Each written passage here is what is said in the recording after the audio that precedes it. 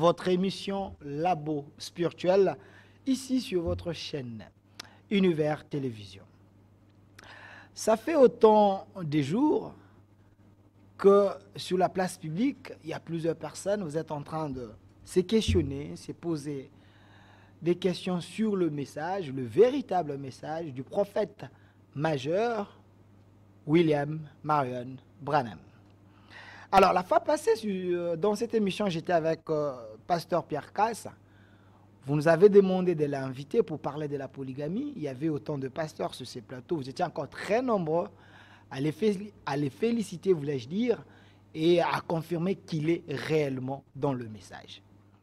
Alors, aujourd'hui, vous nous avez obligés de l'inviter encore, afin qu'il puisse nous dire toute la vérité sur le message du prophète William Branham. Parce que, vous avez dit, il maîtrise le message. Lui, il est de l'église primitive, il reste constant dans sa démarche. Sur ce, aujourd'hui, on a encore fait l'effort d'aller les chercher. On va voir la réception, si l'homme est déjà là. C'est lui que vous avez surnommé le docteur de la parole, le chef coutumier du message. Allô? Ah, Maman Odia, ça va? Devant vous là, est-ce qu'il y a le pasteur Pierre Casse? Ah oui, l'évêque général de l'église primitive. Ah oui, oui, les polygames. Oui, oui, ah, c'est lui. Ah, s'il est là, il peut faire son entrée. On l'attend ici au labo. Ok. Voilà. Nous sommes ici, dans notre labo. Si vous regardez, vous allez voir. L'église de mon pays est malade. Le message de William Branham est en train de souffrir. Voilà pourquoi, dans cette émission, on fait souvent appel aux gens qui maîtrisent le message. Si le pasteur Casse peut entrer, ça serait mieux. Comme ça, il peut nous aider. Parce que nous avons autant de cas ici. Autant de maladies ici, il faut qu'on puisse prescrire l'ordonnance afin que l'église soit sauvée. Que le message de William Branham soit compris par plusieurs personnes. Pasteur Pierre Casse Kassambakana, évêque général de l'église primitive.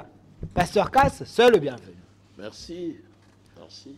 Humblé comme le chef de l'État, vous l'aimez beaucoup? Le chef de l'État? Félix Antoine Tshombo Tshisekedi, Oui. il aime trop le bleu. Hein? Je l'aime, oui, parce que il est notre frère et il dirige bien. On avait toujours souhaité que son père soit le président Ok. pour que le pays soit mieux dirigé par un connaisseur. Eh bien, les adversaires l'ont éliminé, mais c'est son fils qui est là, même s'il ne peut pas être exactement comme son père. Mais c'est quand même, c'est Tshisekedi, le nom Tshisekedi à la présidence. Ça fait du bien à tous ceux qui sont d'origine congolaise. Ok. Pasteur Casse, avec vous, souvent, on n'aime pas parler de la politique avec vous, mais les gens pensent que vous êtes vraiment dans les vrais, vous pouvez donner une directive, une orientation. Mais une question claire, ça fait plus de 30 ans que la RDC est en train de se battre, est en train de chercher à ce qu'il y ait la paix, hein, également à l'Est. Quel est l'apport de l'Église dans cette situation? Avant que nous puissions parler de ce que je vous ai appelé ici, quel est l'apport de l'Église pour que le pays puisse retrouver la paix totale? L'apport de l'Église, mais parce qu'il est question de l'Église, c'est la prière, c'est s'adresser au Créateur qui est en contact avec l'Église, l'Église étant son institution sur la terre pour se faire connaître. C'est la prière afin que le Seigneur donne la sagesse, l'intelligence pratique aux dirigeants du pays afin que l'Église puisse vivre paisiblement sur la terre pour accomplir aussi sa mission.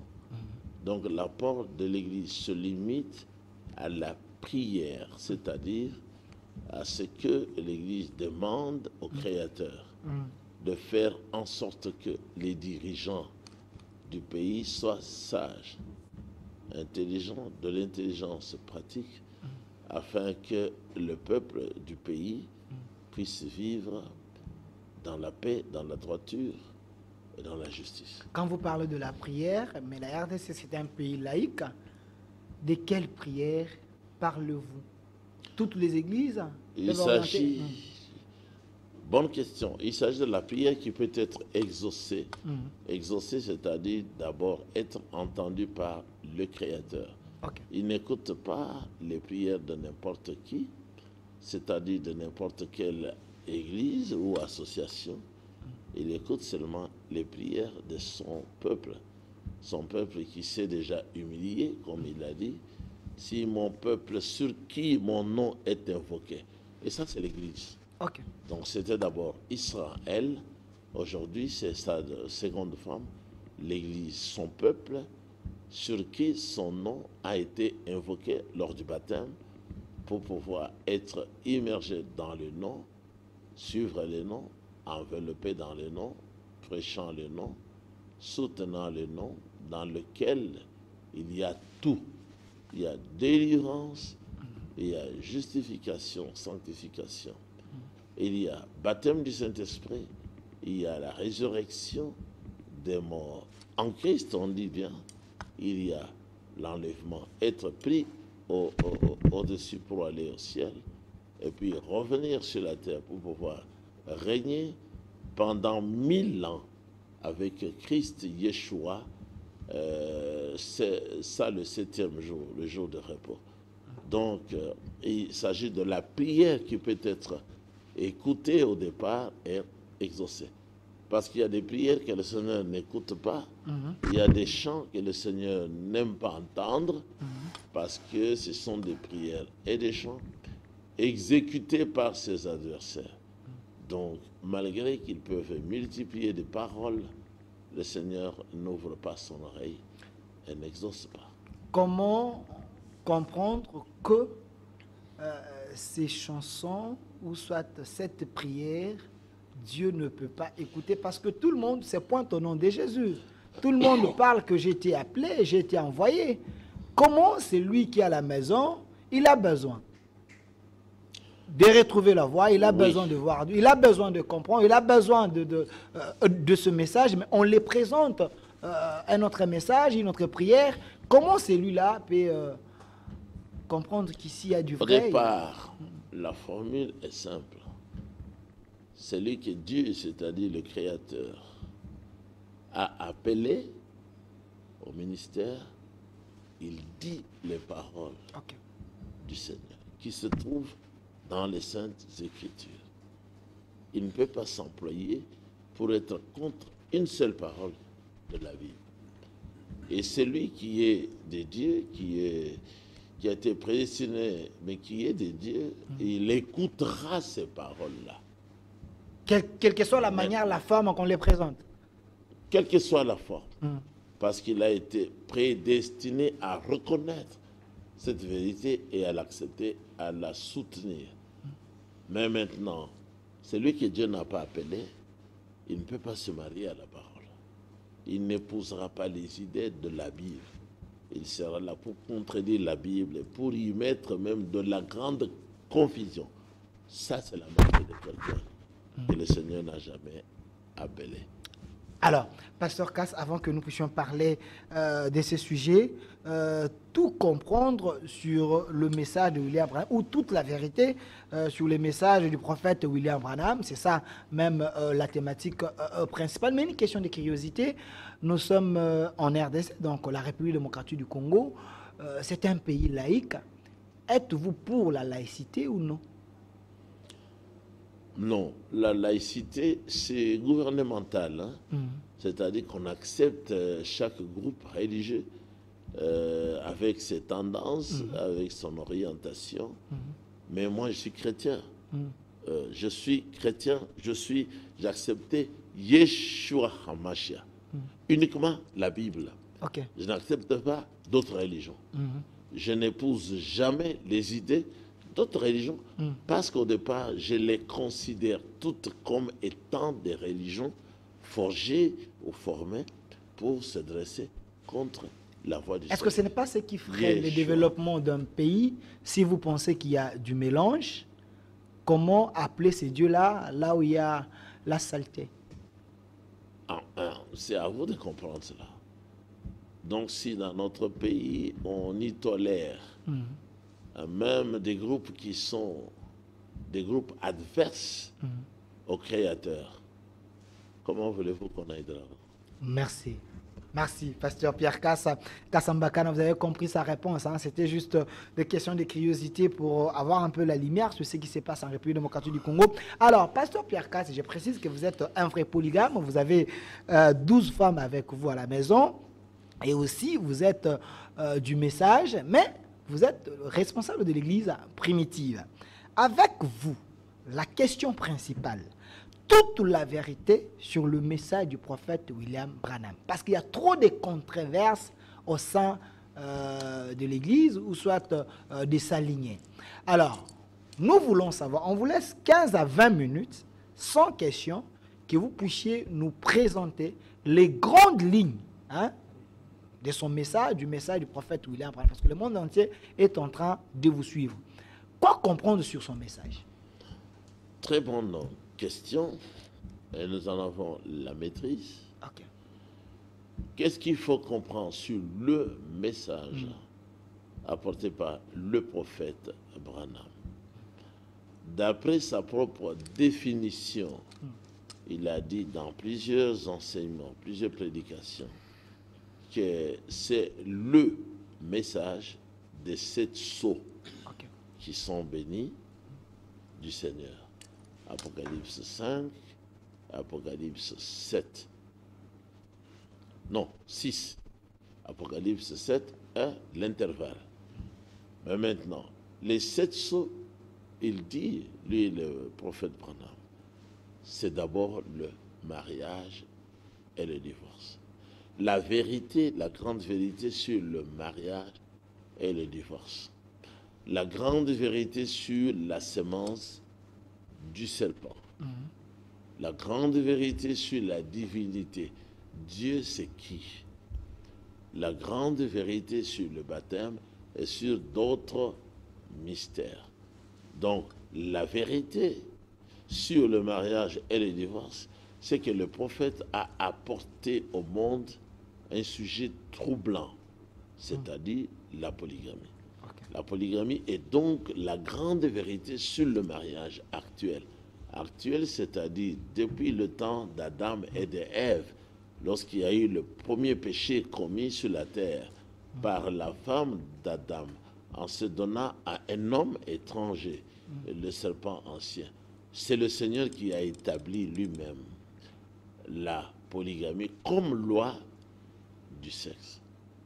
Raison pour laquelle tous les grands hommes qui ont écrit la Bible, en commençant par le père de la foi, en passant par Daoud, l'homme selon le cœur de Yahweh Elohim, jusqu'à Shlomo, le pasteur bien-aimé, appelé même fils de Yahweh Elohim.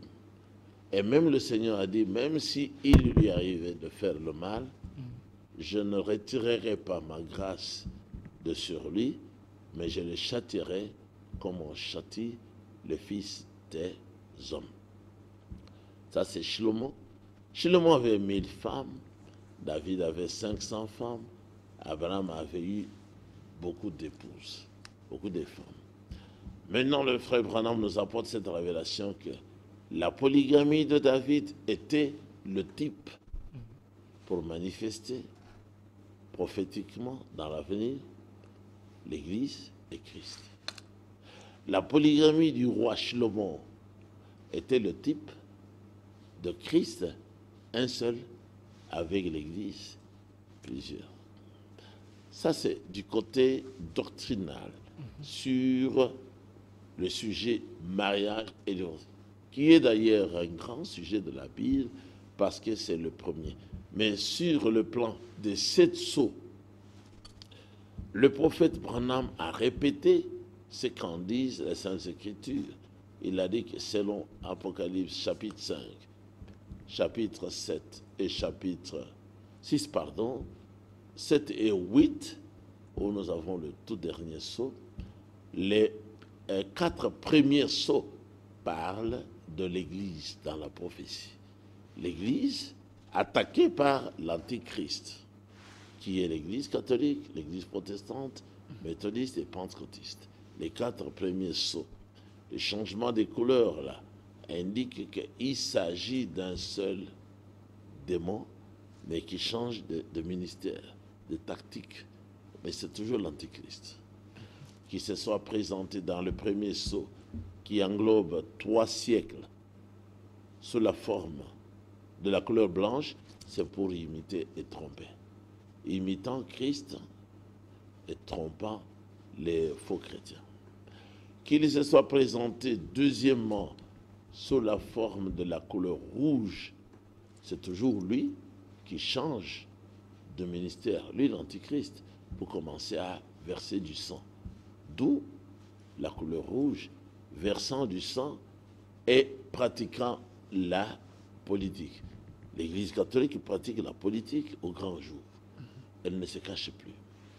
Que ce soit la couleur noire dans le 3e sceau, là il s'agit lorsque l'Église catholique a commencé à répandre des enseignements, les balançant, d'où la balance dans le 3e sceau, les balançant pour des prix. Il a commencé à exiger des prix pour les prières, pour ceci et cela, l'Église catholique.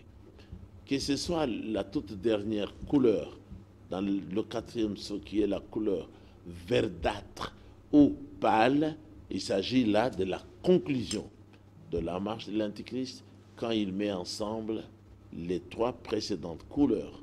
Couleur blanche, la religion; couleur rouge, la politique; la couleur noire, des choses mystiques.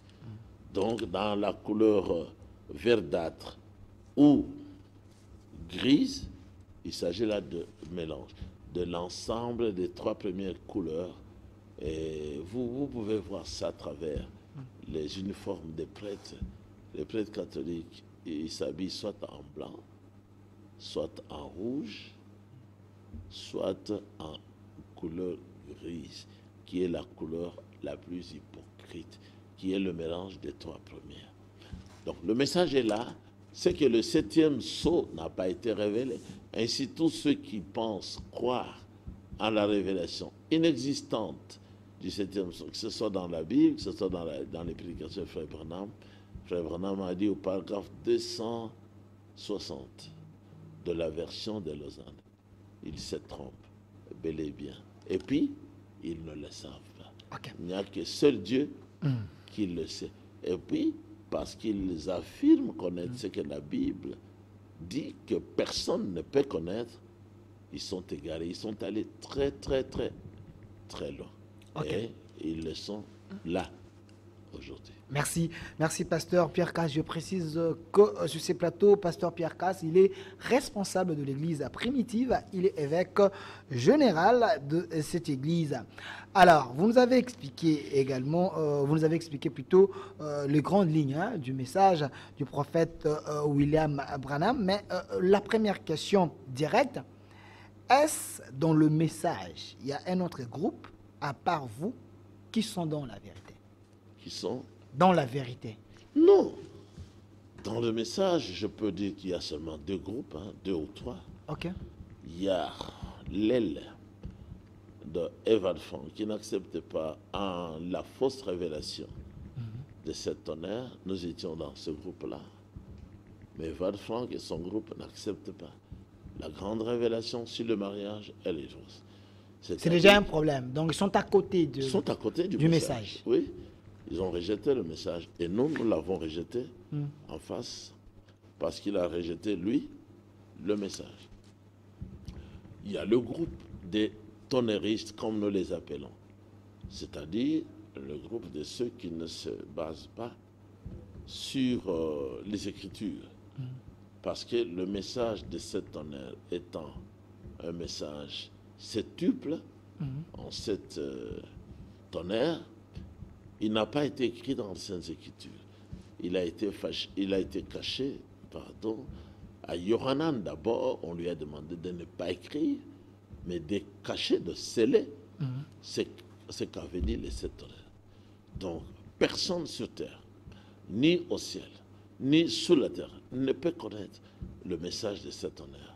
D'abord, connaître le message des 7 tonnerres, ensuite, en connaître la révélation. Parce que ne peut être révélé que les choses qui ont été écrites au départ. Même au temps du roi Ahasverosh, il avait écrit, il avait appelé les sages, les astrologues, les prophètes et autres. Il a dit, non, ne me trompez pas. Présentez-moi d'abord le songe que j'ai oublié.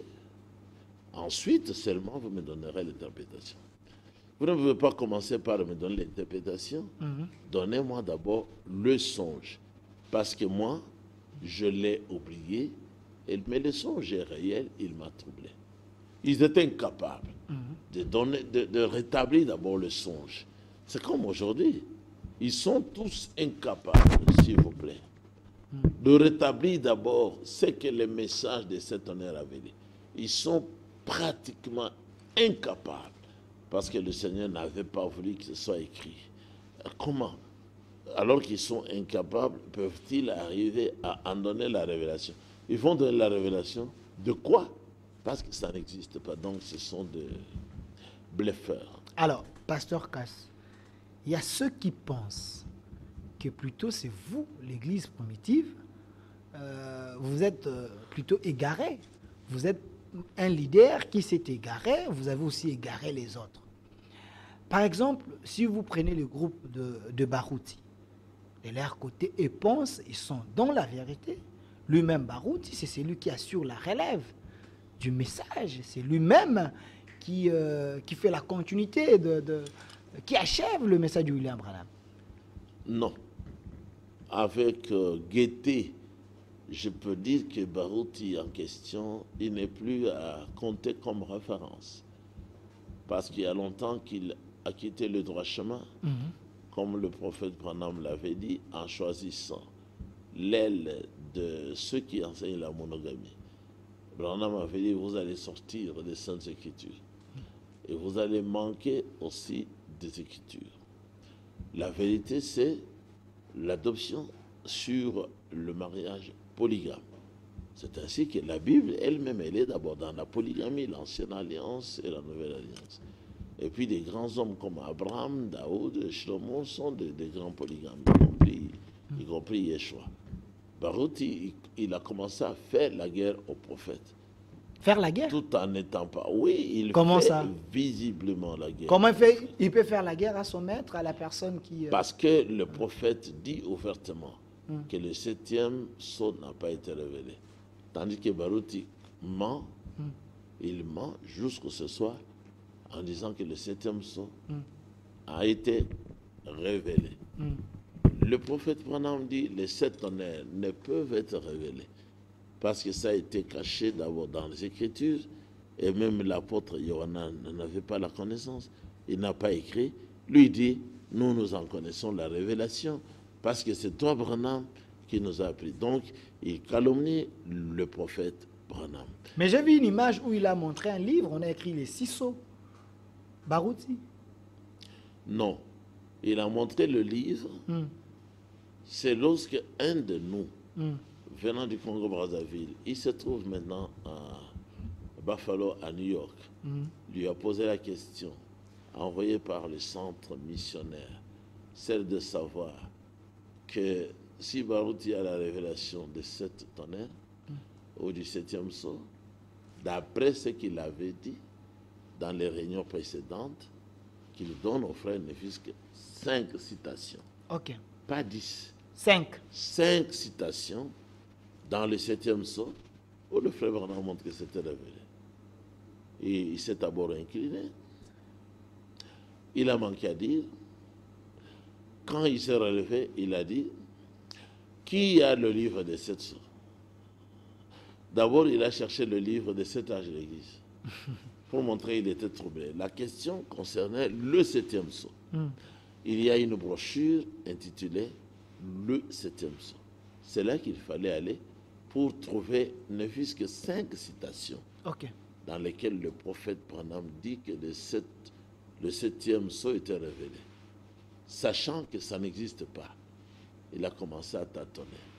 C'est ainsi qu'il a dit, en exhibant le livre des 7 sceaux, qui reprend les enseignements de William Branham sur les 7 sceaux. Il l'a exhibé, il a dit, ce livre ici s'appelle Révélation des 6 sceaux. Ça, c'est le diable. Ok. Les enfants de Branham ont intitulé le livre Révélation des 7 sceaux. Parce qu'ils ne connaissent pas la vérité. Parce que le 7e sceau n'a jamais été révélé. Donc, William Branham, dans le 7e sceau, il dit bel et bien que nous aurons un livre comme nous l'avons pour les 7 âges de l'Église, qui nous parlera de l'ouverture de 7 sceaux et non de la révélation de 7 sceaux. Les enfants de Frère Branham ont écrit Révélation de 7 sceaux. Ils porteront cette responsabilité jusqu'à la fin d'avoir induit les gens en erreur. Donc les enfants de Frère William Branham, Oui. c'est eux qui ont induit l'humanité ou soit la suite en erreur? Ils ont induit beaucoup de gens, je dirais les 3/4 des gens du message, dans l'erreur. Comment ça peut être? Ils ont été avoir- révélés, ils ont le sang du William Branham. Pour avoir écrit un mensonge sur la couverture.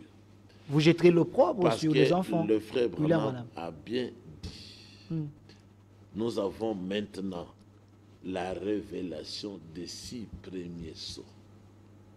Et nous comprenons que le 7e sceau ne pourra jamais être révélé avant ce temps-là. Comment vous pensez connaître, avoir la totale vérité plus que les enfants même du prophète? Non, il n'était pas dit dans le message, c'est-à-dire dans les Saintes Écritures, que les enfants naturels du prophète Branham auront la compréhension supérieure à la compréhension des autres fils de frère Branham dans le domaine spirituel. Non, moi j'ai déjà parlé avec eux. J'ai parlé avec eux ici, dans notre capitale, à l'hôtel Diplomate en 85-86. Je leur ai posé des questions auxquelles ils ne pouvaient pas répondre. Et j'étais le seul à leur avoir dit, je ne marcherai pas avec vous. Parce que Dieu, il a appelé Eva de Franck pour distribuer la nourriture et non vous. À l'hôtel Diplomate à Kitambo. Donc, les enfants de Frère Branham, jusqu'à aujourd'hui, nous avons des preuves tangibles qui ne sont pas encore convertis. Vous dites? Ils ne sont pas encore convertis. Donc les enfants de Ils Frère William Branham, ce n'acceptent- sont des païens. Non, ce sont des incroyants. Ils ne croient pas. Les- Leur père a prêché, a enseigné sur le mariage et le divorce. Ils ne comprennent pas ça. Mais vous êtes les seuls qui pensent que William Branham a prêché, a validé la polygamie. Mais les restes là, ils ne croient pas. Vous êtes les seuls qui ont compris autrement. Le reste est constitué d'un groupe d'incroyants. Ils ne peuvent pas le dire parce qu'ils n'acceptent pas cette révélation. C'était le tout premier péché pour les croyants du message de notre pays, du monde entier et des États-Unis. Ils ont refusé d'abord d'accepter la polygamie qui est la grande révélation choquante, comme Branham l'avait dit. Avec cela, ils ont ouvert la porte pour que les mauvais esprits viennent à eux. Ils ont commencé pour notre pays, le Zaïre à l'époque, chez Mukuna. Mukuna est celui qui a hébergé les premiers esprits mauvais sur les 7 tonnerres. Et pourquoi? Parce qu'il s'est fermé vis-à-vis de la révélation sur le mariage et le divorce. La polygamie. Le mot choquant, Branham a dit, c'est la polygamie. Il a dit, nous commençons notre analyse. Il a analysé la vie de David, il a analysé Abraham, il a analysé. Il a dit, en dernière analyse, nous avons l'homme unique, Yeshua, Emmanuel. Son épouse est constituée de beaucoup, des milliers, des milliers, des milliers. C'est ça la polygamie. Mais il rejette ça. Pourquoi? Parce que les Belges, depuis 1948, ils ont sorti une loi concernant l'abolition progressive de la polygamie dans le pays appelé Congo belge. Moi, j'ai encore ce que je n'ai pas amené aujourd'hui, c'est la carte, c'est-à-dire le livret de travail d'un homme congolais. Les Belges ou les Flamands reconnaissaient l'homme avec toutes ses épouses et payaient chacune des épouses. J'ai cette carte, c'est-à-dire le livret de travail. Et puis le livret de travail reprenait même tous les noms des femmes sous tutelle de cet homme-là. Et il recevait le salaire pour toutes ces femmes-là. Alors à partir de 1948, ils ont commencé à abolir la polygamie dans notre pays. Petit à petit, parce qu'ils avaient dit, il ne faut pas les brutaliser, parce que nous n'y arriverons pas. Alors ils ont commencé à abolir petit à petit. Mais la mission, ils l'ont remise entre les églises traditionnelles qui étaient derrière eux, les Belges. C'est l'église catholique, c'est l'église protestante, c'est l'église méthodiste et finalement l'église pentecôtiste. Alors, une question directe, pasteur Pierre Casse. Parce que vous pensez que la polygamie doit être prêchée, est-ce qu'il y a une citation claire où le frère William Branham a validé la polygamie? C'est lui qui est en train de vous suivre, il peut chercher directement, il voit, il dit... Pas ici, validé, mais où il a institué, ok.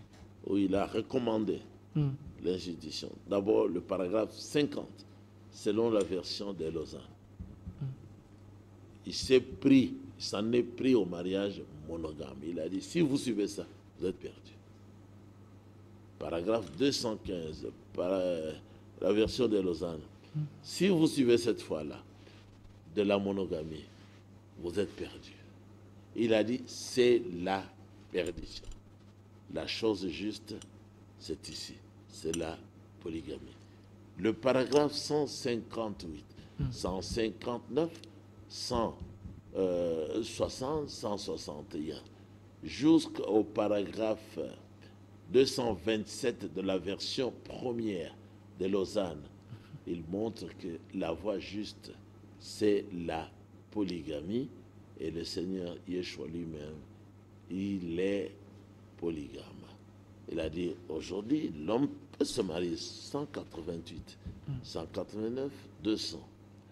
L'homme peut se marier aujourd'hui comme David, comme Shlomo, comme la continuité de la Bible tout entière. C'était comme ça avec David et tous les autres. Alors il a dit, si quelqu'un se plaît à contester, ça ce n'est pas la sémence divine, il n'a pas le Saint-Esprit. Paragraphe 227, il a dit, regardez Israël, Jacob, de qui sont nés les patriarches. Il a eu au moins une douzaine de femmes. Et chacun, quelques-uns de ces patriarches naquirent de ces concubines. Et il a dit, chef d'église, veillez à faire en sorte que la parole marche dans l'harmonie. Mais il est certain que si vous avez, tant soit peu, le Saint-Esprit, du coup, vous verrez que ce que je vous dis est la vérité. Moi, Branham. Mais si vous n'avez pas ça, c'est la preuve que vous n'avez même pas la nouvelle naissance. Paragraphe 227. Ainsi, tous ceux qui voient qu'Abraham était polygame, que Jacob, devenu Israël, était polygame, et que les enfants de ce Jacob-là, les enfants de cet Abraham-là, sont appelés les serviteurs de Dieu, les fils de Dieu, et qui continuent à contester, et qui voient que Yeshua est sorti de la famille de la polygamie, ça c'est la preuve convaincante qu'ils ne sont pas nés de nouveau, comme a dit Branham, ils n'ont pas le Saint-Esprit. Donc ceux qui ne croient pas à la polygamie, automatiquement, ils n'ont pas le Saint-Esprit. Non. Parce que le Saint-Esprit vient, selon Jean 14, selon Jean 16, pour nous conduire dans toute la vérité, pour nous révéler les choses que le Seigneur avait déjà enseignées et pour nous annoncer l'avenir. Mais quelqu'un qui s'oppose à la Bible, vous pensez qu'il a l'esprit? de la Bible. Alors, si Non. vous pensez que ceux qui ne croient pas à la polygamie s'opposent à la Bible, mais on vous reproche, vous l'Église primitive, d'être trop passéiste, vous êtes trop dans l'Ancien Testament. Est-ce dans la Nouvelle Alliance? Jésus a-t-il validé la polygamie? Si oui, entre Jésus et William Branham, qui est votre maître? C'est une question triple. Ok. Commençons par la dernière phrase. Notre maître, c'est d'abord le Seigneur. Jésus. Et le Seigneur, oui, le Seigneur, Ok. il est polygame. Et il nous a demandé dans Ésaïe 51 de considérer Abraham comme notre modèle, qu'on regarde à lui. Parce que lui seul, Abraham, a été appelé, il a été multiplié, il a été béni. Donc, Yeshua, Abraham ensuite. La première question, la première phase, être dans la nouvelle alliance sur la question du mariage et du divorce, même sur la question du divorce ou sur n'importe quelle question, cela revient à dire que nous voulons seulement être fidèles à la loi. La question que vous posez, le Seigneur a-t-il légalisé, n'est-ce pas? C'est-à-dire, le Seigneur a-t-il dit que selon la loi, c'est comme ça? C'est ça la question. Ok. Légaliser, là, ça veut dire revenir à la loi et voir là où la loi a accepté ou a refusé, n'est-ce pas? Mais être dans la loi, c'est pour savoir si ça a été prescrit, autorisé ou rejeté.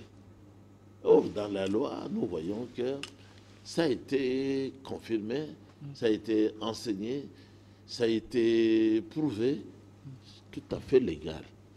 Le frère Branham dans Mariage et divorce, au paragraphe 189, il dit ça a toujours été comme ça. Ok. C'est la loi légale, la loi normale, avec Dieu et toute la nature, la polygamie. Donc, c'est ça la normalisation. Il n'y a que la loi qui peut nous dire. C'est pour ça qu'aujourd'hui, chez nous, nous avons donné comme deuxième exemple de ceux qui nous critiquent sans comprendre de quoi ils parlent. Nous avons donné comme Matthieu 19. Avant, donc il y a une semaine, on avait pris Genèse 2, 23 et 24. Là, il y a tout concernant la monogamie et la polygamie.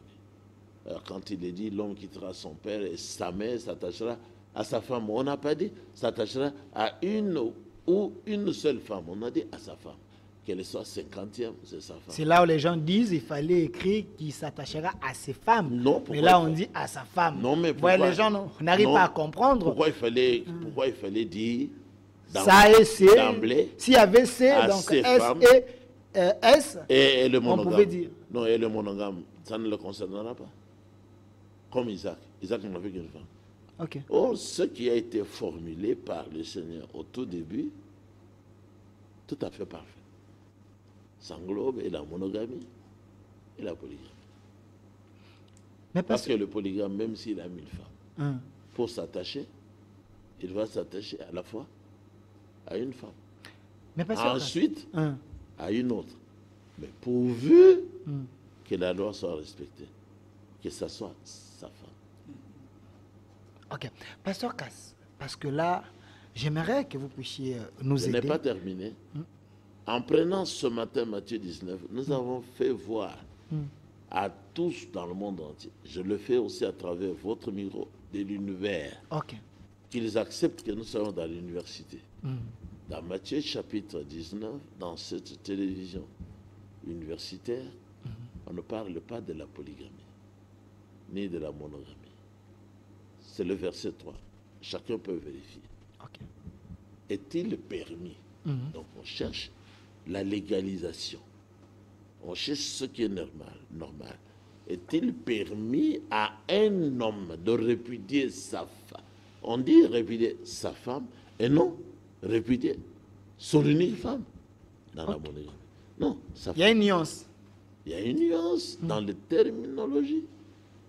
Même là, nous avons dit Matthieu 19 inclut aussi Malachie 2, où il est parlé d'Abraham, qu'il avait répudié sa femme de la jeunesse. Sa femme de la jeunesse. Mais il avait deux femmes. Et c'était Agar qu'il avait répudié. parce qu'il cherchait la postérité à travers Sarah. Mais cette écriture s'appliquait aussi à Abraham, notre père. Donc, est-il permis à un homme de répudier sa femme pour un motif quelconque? Nous disons à tous les faux pasteurs, cette écriture ne parle pas de la polygamie. Qu'ils arrêtent de se référer à cela. On ne parle pas de la polygamie. Alors, pasteur, mais du divorce. Ok. Jusqu'à la fin. Le Seigneur commence par lui dire, n'avez-vous pas lu? Donc il faut qu'il lise dans la Genèse, quand le Seigneur dit, n'avez-vous pas lu qu'au commencement, le Créateur fit l'homme et la femme. Donc c'est après, parce qu'avant, l'homme et la femme étaient un être. La femme était dedans, dans l'homme. C'est lorsqu'on lui a endormi, qu'on a soutiré la côte. On a fait une femme pour lui. Pour lui, l'homme, et non pour le Seigneur. Donc, nous avons prouvé par là, aujourd'hui, je le dis encore aujourd'hui, on ne parle pas de la polygamie. Il se réfère à cette écriture. Pourquoi? Maintenant, les pharisiens et les scribes ont repris en disant, mais pourquoi Moïse a prescrit la lettre de divorce pour la femme et de la renvoyer? Donc, vous voyez qu'on nous demande là de lire la loi. Bon, maintenant, ces pasteurs-là, appelez les pasteurs comme vous voulez, mais ils ne voient pas que là, la question est posée à Moïse. Pour que le prophète Moïse réponde pourquoi il a prescrit une loi pour le renvoi de la femme s'il y a un motif quelconque. Le Seigneur a répondu. Il a dit, c'est à cause de la dureté de votre cœur. C'est-à-dire, vous ne croyez pas. Ève, au début, là, elle n'avait pas cru. Elle est allée commettre adultère avec le serpent. C'est pour ça que cela est entré. Le Seigneur rappelle cela. À cause de la dureté de votre cœur. Mais au commencement, il n'y avait pas de divorce. Au commencement, c'était comment? Si nous devons révéler. Au commencement, la femme, on ne la voyait même pas. Elle était cachée dans l'homme. C'est à partir du moment où l'homme a été endormi et que le Seigneur a soutiré une côte pour lui en faire la femme. Ok, pasteur Mais Pierre maintenant, Kassa. nous ne sommes plus au commencement. Merci, pasteur Casse, pour cette lumière. Voilà pourquoi les gens vous apprécient beaucoup. Alors, mais il y a une autre question. On dit que la lettre tue, l'esprit vivifie. Si vous prêchez trop l'ancienne alliance, c'est comme si vous êtes voilé. Alors, l'ancienne alliance était conçue avec autant d'erreurs. Voilà pourquoi il y a eu la nouvelle alliance pour corriger l'ancienne alliance. Est-ce dans la nouvelle alliance, dans le Nouveau Testament, votre maître Jésus dont vous parlez ici, il y a quelque part, il y a un verset où il dit clairement que vous pouvez vous marier à 2, 3, 4, 5 femmes. Il l'a dit en disant, dans la nouvelle alliance, la loi est venue par Moshe. Il a tout dit. Ça, c'est votre interprétation? Non, c'est ce qu'il a dit. Parce qu'il a dit la loi, c'est-à-dire la règle. Votre question demande la règle. Est-ce que la Bible vous a permis, oui ou non, d'avoir plusieurs femmes? Cette question, vous la posez à un seul homme sur la terre. C'est Moïse. C'est lui qui a mené la loi.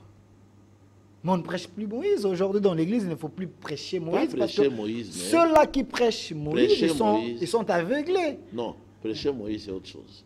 On ne prêche pas Moïse comme étant le Seigneur. Nous prêchons Christ. Mais Christ a dit, la loi, c'est Moïse qui l'a amenée. Vous ne voyez pas qu'au temps de Yeshua, le Seigneur, pour savoir s'il est permis que l'homme divorce de sa femme, on a frappé à la porte de Moïse. Le Seigneur était là, il a dit, bon, vous dites Moïse vous a permis. Moïse vous a permis. À cause de la dureté de votre cœur. Dans l'autre version, on dit, à cause de votre conscience, qui ne croyez pas. Donc, la question qu'on pose, s'il est normal, donc s'il est de règle, devant Dieu d'avoir plusieurs femmes. Cette question, on la demande à Moïse. Et Moïse répond automatiquement. Il dit, vous n'avez pas lu dans la loi que le Seigneur va même jusqu'à maudire quelqu'un qui a pris une autre forme de son père. Vous n'avez pas lu ça. Que le Seigneur a dit dans Lévitique 18, que pour votre polygamie, pour votre harem, qu'on ne trouve pas dans votre appartement, 2 sœurs, l'aînée et la cadette, qui appartiennent à un seul homme. C'est ça qui est interdit. Mais avoir plusieurs femmes, c'est tout à fait légal jusqu'à aujourd'hui. Vous dites, est-ce que le Seigneur l'a dit? Mais quand le Seigneur lui-même enseigne dans Matthieu 25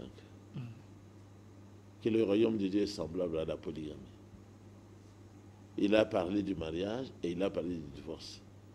Dans Matthieu 25. On dit que c'était allégorique. Hein? Oui, toute la Bible est allégorique. C'est-à-dire, il y a des images, il y a des figures. Mais la réalité, c'est dans le Seigneur. Donc, on a parlé de mariage. L'homme est, et Yeshua enseignait que l'homme est entré dans la salle de noces. Avec combien? 5. 5 autres sont venus après pour entrer aussi. Le Seigneur a dit, mais parce que vous étiez retardataires, je ne vous connais pas, je vous renvoie. Donc, c'est le mariage et le divorce. Dans Matthieu 25. Regardez au temps de l'apôtre Paul qui a été envoyé pour nous enlever des lunettes ou des choses dans nos yeux, afin que nous voyions. Les écailles. Les écailles, que nous passions de la mort à la vie, de la sanctification. Non, des impuretés à la sanctification. Paul a dit, mais vous avez laissé quelqu'un dans votre assemblée, vous les Corinthiens. 1 Corinthiens chapitre 5 verset 2. Qui a pris la seconde femme de son père. On ne nous dit pas combien de femmes son père avait. Mais Paul dit, mais maudissez ce garçon-là. Comment? Mais comme le dit la loi, Deutéronome 27, verset 20, qu'il soit maudit. Donc dès que vous ramassez quelqu'un comme ça, maudissez-le. C'est-à-dire quoi? Paul soutenait la polygamie. En prenant les Écritures. Il a condamné, c'est lui qui devait être condamné. Parce que non seulement il a commis l'adultère, mais il a commis l'inceste. Et la Bible dit, parce qu'il a déshonoré son père. Pourquoi? Parce que toutes ces femmes-là sont réservées à son père. Et la Bible dit, et tout le peuple répondra en disant, Amen. Tous ceux qui ne disent pas Amen, ils sont de la semence du serpent. Donc, on peut noter que les Lifocodiciels, les Yves Kalumbo, les Dioka et les autres là, ils ont une sémence contraire que la bonne sémence que vous avez. Il faut parler clairement, ce sont des démons. Vous dites? Ce sont des démons dont parle la Bible, les démons. Vous avez un Lifocodiciel ici, quelqu'un qui édifie le monde à travers ses chansons. Vous avez Yves Kalombo qui remplit de foule chaque jour. Barouti qui prêche Docteur Jésus. Donc vous pensez que ces gens-là, ils sont hantés? Il faut qu'on trompe les gens. Vous dites? L'Ifoko. Moi, je sais qu'il est de Matete ou de Lemba. Ok. En 83, lors de nos discussions avec les soi-disant responsables de l'Igni, qui étaient tous des aveugles, l'Ifoko était à côté, en culotte. Il m'a dit moi-même, j'étais à côté de vous en culotte. Ok. Lifocodiciel? Oui.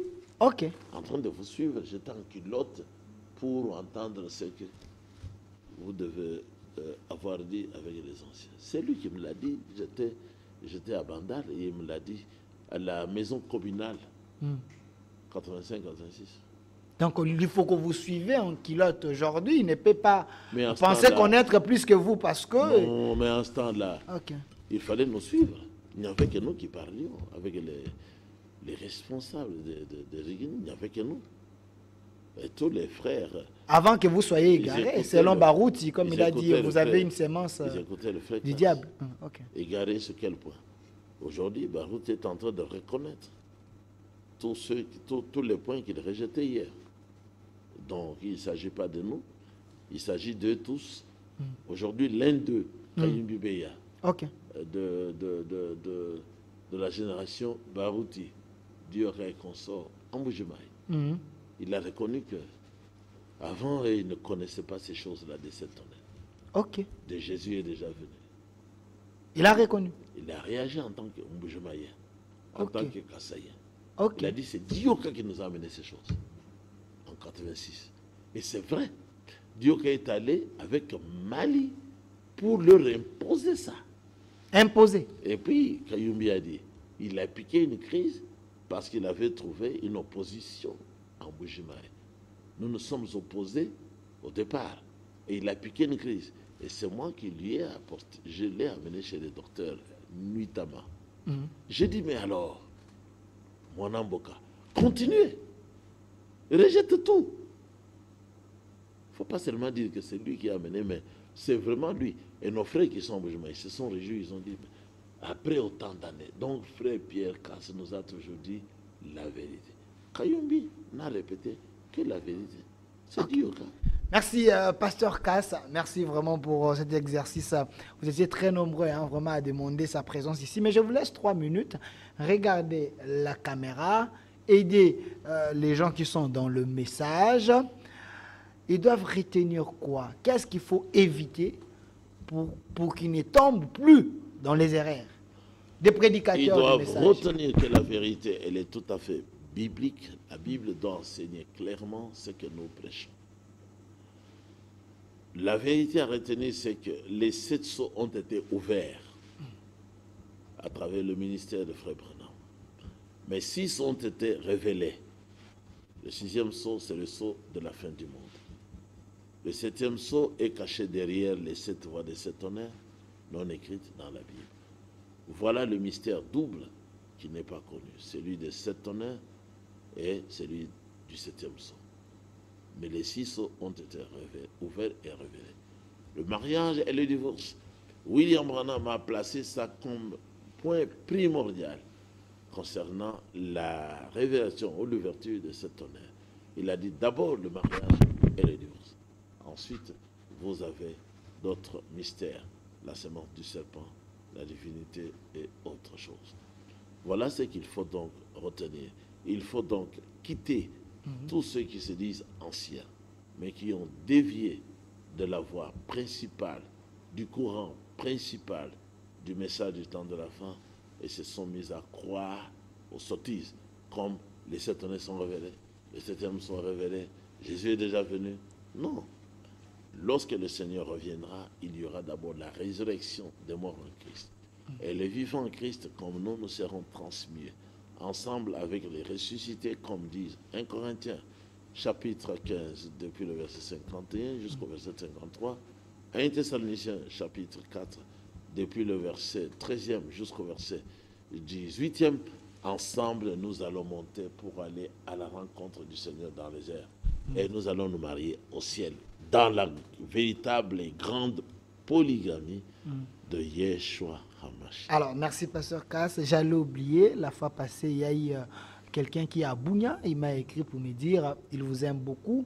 Où se trouvent vos assemblées un peu dans plusieurs provinces, parce qu'il voulait aller dans l'une de vos assemblées, mais il ne connaît pas les adresses. Même ici, il y a des gens qui veulent savoir. S'il est à Bounia, il n'a qu'à envoyer son adresse. Nous allons lui donner les coordonnées pour le prédicateur et pour l'assemblée qui vit. Ici à Kinshasa, c'est où? Essaie un peu de donner l'adresse, les programmes également. Nous sommes à un endroit qu'on ne peut pas se perdre, juste à la commune de Lingwala, sur l'avenue Kabinda, mais à côté de la boulangerie appelée Pain Victoire. Okay. Nous sommes les voisins d'avec la boulangerie Pain Victoire. Et même chaque dimanche, d'après ce qu'ils avaient dit, parce qu'ils nous dérangent beaucoup, ils nous donnent 2 sachets de pain gratuitement. Okay. Mais nous avons le pain de vie. Yeshua HaMashiach. Merci, pasteur Pierre Kassambakana. Avec vous, on a tenté de parler de plusieurs points, mais la question principale, c'était toute la vérité sur le message du prophète William Branham. Vous avez à nous aider à dire quelques grandes lignes. Je pense que vous étiez très nombreux à nous suivre. Il a donné ses adresses. Il reste imperturbable dans sa logique de suivre le message du prophète William Branham. Merci à vous et merci à l'équipe qui vous a accompagné. Merci vraiment et restez fidèles à nos programmes. C'était votre émission Labo Spirituel. Au revoir.